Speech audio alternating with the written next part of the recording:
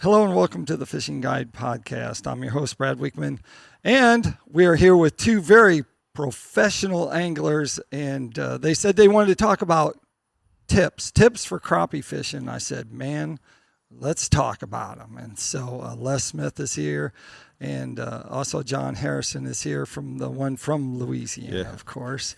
And we're going to start out right away. We'll start with you, John. If you're fishing in Louisiana, the number one tip to catch the biggest crappie you can in Louisiana, what would it be? Oh, Lures?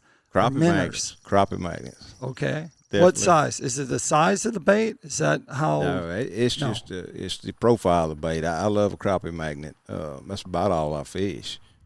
Be honest with you, and I try to, I let the fish dictate what they're going to bite. I use anywhere from a 1/4 ounce head down to a 32nd ounce, and I'm going to throw as big as I can get away with. Okay. In summertime, they're chasing shad. They're a lot more aggressive. I may throw something a little bit bigger, but it gets a little bit colder weather and they get more lethargic. I may downsize a lot, but I always have a 1/4 down to a 32nd tied on in the boat. So okay. Unless your tip for catching that big crappie, what would it be?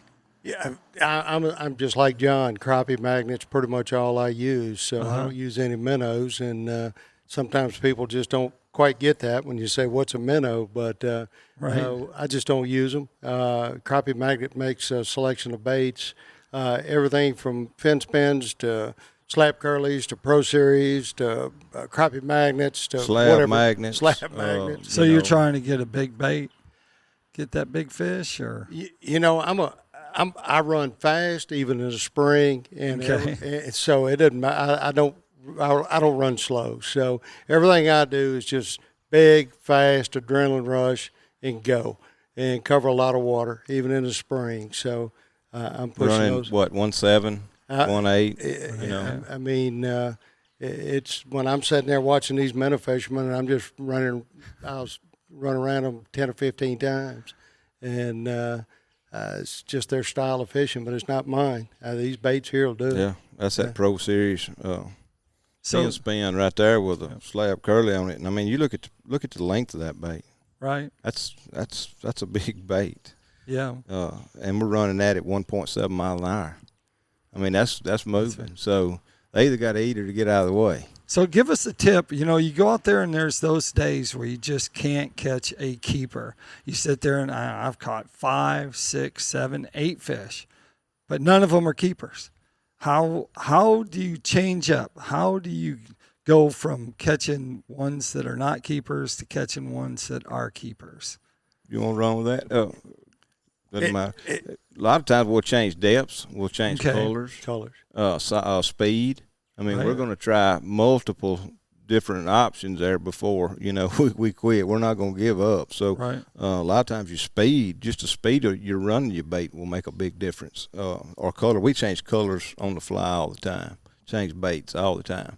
And if they start hitting one color better than another one, we'll start going in that direction, start putting more of those on. Yeah, less colors. Yeah, absolutely. Fish tell you what they want. I mean, and it even comes down to the color of the fin spin head, just the head itself, just the head. Not just a skirt. And I would bet you if you looked at my baits 90% of the time this spring on Sardis, which is my favorite spring lake, I had a pink head on. You could mix it up with a black orange. You could mix it up with it doesn't matter if as long as it's a pink head. So go figure. I don't know. I could set and put orange on. I could put shard on, whatever it may be. But if we're not catching fish, we're changing something. Yeah. And what's your tip if it's raining hard? It's raining hard. You're out there fishing. What are you gonna do? You gonna go to one pole in or what? Put on a slicker suit and keep right on rolling. We'll go to the house and get an easy chair. No. I don't think Les would leave the lake unless you drag him off. No. Is there something that happens to crappie when it starts raining? Do they act different? Do they get looser to the cover? Right before a front, I've seen them go absolutely crazy. If you have a front coming in and you know it's coming, I've seen those fish the bite just go crazy. Well, your weather conditions have changed a lot. Like this morning, those fish were on the bottom. There wasn't a lot of fish in there. You Right. didn't see many fish. You'd see one here and one there. And about 8:30, 9 o'clock, they were just everywhere. They came up off that bottom, and they were just everywhere once that sun got high. So, sometimes the sun helps you. Sometimes the sun will push them down to the bottom. It's just, Right. you never really know. Just depends on the fish. Length of rods. If some people were going to buy some rods, we'll let you do the longer trolling ones. But if you were casting, single poling, what are you going to use? B&M, no doubt. I was throwing right. the sharpshooter 6 this morning. Okay. But I got Mayo's. John Mayo had a Sam Super Salt light, 7.5 foot rod. And Okay. I used it for, 30, 45 minutes. I got one coming after that this morning. And why is that? On a it's got a spinning lot reel? on a spinning reel. It's got a lot Okay. of backbone to it. So you get some of these bigger crappie on, it's got enough backbone to horse them on in. And we are talking about big Mississippi. Yeah, we're talking about crappie, Mississippi so crappie. We're not. Yeah, we're talking about get good them 2 size. pound, 2 pound fish. So yeah. All right. And if they're power trolling, what's their setup? What do they need to buy?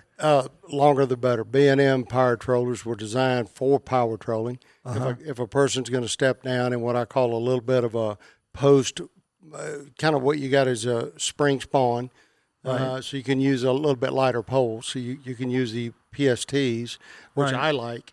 I like the 18-foot PSTs for springtime fishing. And all I'm doing at that particular point is pushing 2/4 ounce jig heads with curly tails through that shallow water, about 2 foot apart. That's it. And then I step up to the power trollers when the fish move out. Okay. I pick up speed. And what length? What length? are you 18 talking about? foot. Well, those power trollers now, let's understand, those power trollers were designed to run that heavy weight. Les runs a 3 ounce weight. I know that sounds, first time I heard it, I was like, there's no way. Right. And he made a believer out of me on day one. We call them cannonballs. They're huge. And that rod is designed to handle that weight and those fish hitting it as hard as they do. Because you got to understand now, we're running 1.7. That thing's flying, and the 2 pound crappie hits it, and we're 8 and 10 foot of water. You don't have that much line out. Right. You better have a pole, because them things will bend them straight under the boat. Right. And those are big old heavy rods. Oh, big heavy rods. And the thing about it, when you're power trolling, sometimes it'll be 3, 4, 5 poles in a boat at the same time. So it's a little chaotic, but it's we kind of call it controlled chaos. But it's fast and furious. Just put her in the wind. Give us a tip for fishing on days when it's super windy. It's rolling, and you're out there crappie fishing, and let's just pick a lake. Let's pick. It's hard on Sardis, any let's lake say. when you get a high Okay. wind crappie fishing. It's tough on any lake, but just say it's a tournament day. You don't have any choice. Right. We got to fish. So if you look at it from tournament aspect, we're already planning for that.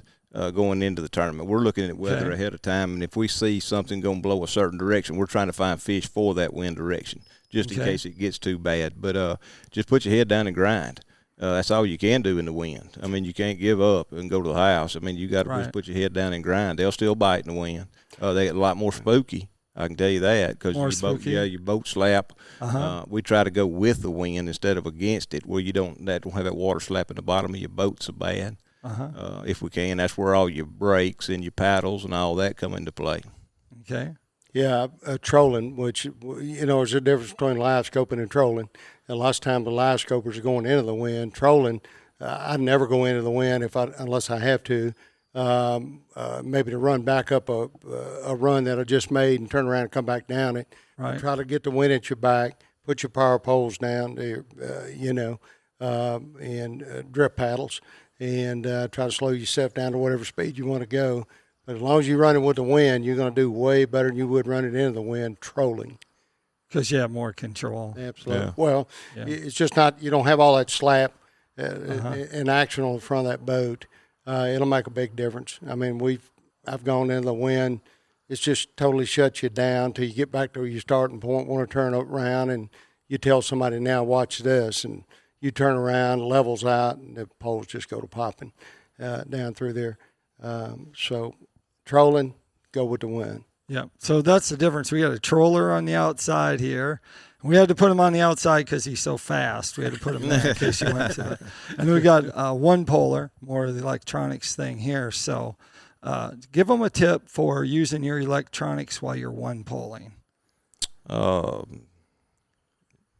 One thing that you do when you set your units up, are you changing your depth it's going to depend. We had that conversation this morning. It's going to depend on the body of water you're in, how you set it.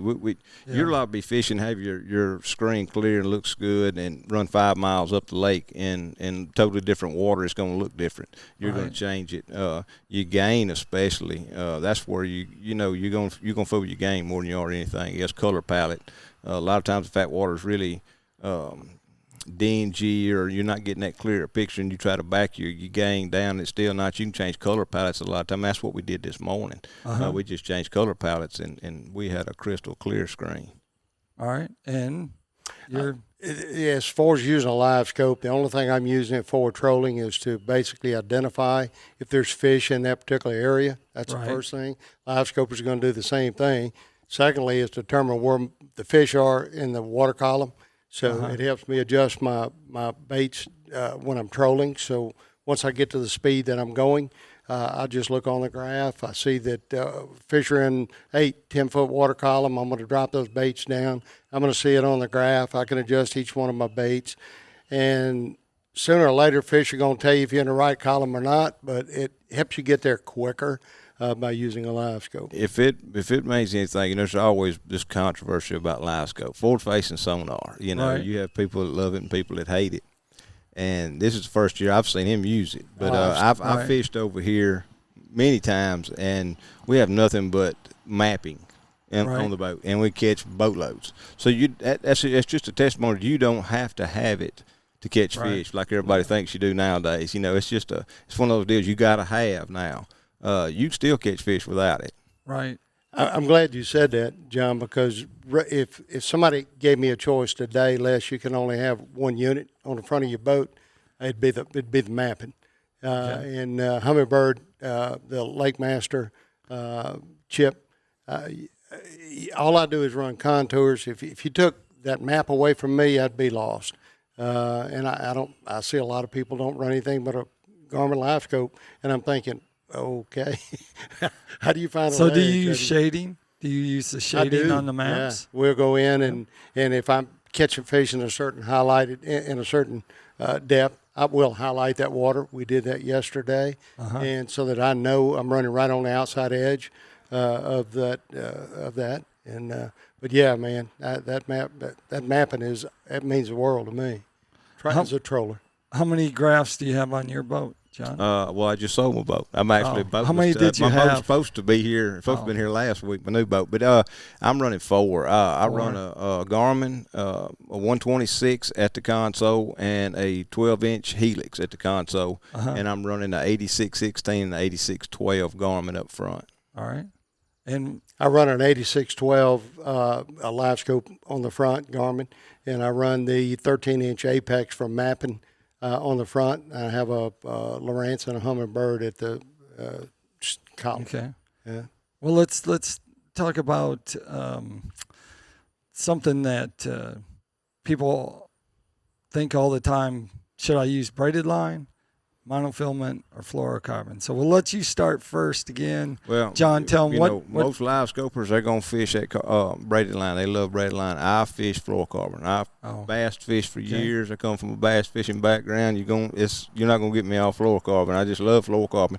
Now I use a higher pound depending on where we're at. If I'm in timber or up here in Mississippi on these bigger fish, I'm going to use, 14 pound, 15 pound. Really? Yes. But most of the time I'm going to have 10 or 12 on the average. You use 10 to 12. And what are you using on your poles? On my main line, I run it's a high vis orange glow. I just want to be able to see it out there. It's about a 15 pound test line. I was using Strand. Strand don't make it anymore. Now I'm using Momoa on my main line, but all my leaders are I'm using 8-pound Gamma. And it's a fluorocarbon. Yeah. Fluorocarbon. Yep. Yeah. Are you using any leaders? Well. Are you using the same line? You're using different line for your leaders, right? I use the clear Gamma, Okay. 8 pound for all of my leader line setup, and I have the orange high-vis glow on my main line where my weight is attached. Spinning reels or bait casters? Spinning reels. All of them? All B&M. Okay. Yeah. And how about you? Using spinning on my and long bait poles? On my long poles, I'm using a bait caster. Uh-huh. Now on all my casting rods, I'm using B&M spinning reels. Okay. Yep. All right. Well, if you had to give them, this is your last shot. If you had to give them a tip, in general, to catch crappie, what would you do? As a single polar. Brush piles, trees, stumps, stump fields. You don't have to have live scope. Just get out and go fishing. Okay. Live scope's taught us a lot. There's fish all over the lake. I mean, it's not like they're in one location. They may be more concentrated in one location than the other, but you can catch fish all over that lake. Right. If you put you out some brush piles, you can catch crappie. It's that simple. Right. But one tip, I don't know, just go. Go fishing. Go fishing. Don't sit at the house. Les, if you had to give them a tip on trolling, what would you say? Throw the minnow bucket away. Okay. Go to Crappie Magnet's website. Okay. Find you the baits for that time of the year. He's Put them right here. on. Put her in the wind. Go catch crappie. There you go. There you have it. That takes us up to Tackle Time. Tackle Time sponsored by PICO Lures. They have a complete line of hard and soft baits, so you can check them out at picolures.com. What can I say? You guys have, I think you've covered everything, but I think we'll just end it. Go fishing. There you go. Go fishing. So, like I always like to end the show, make sure you keep your hook sharp and your lures in the water.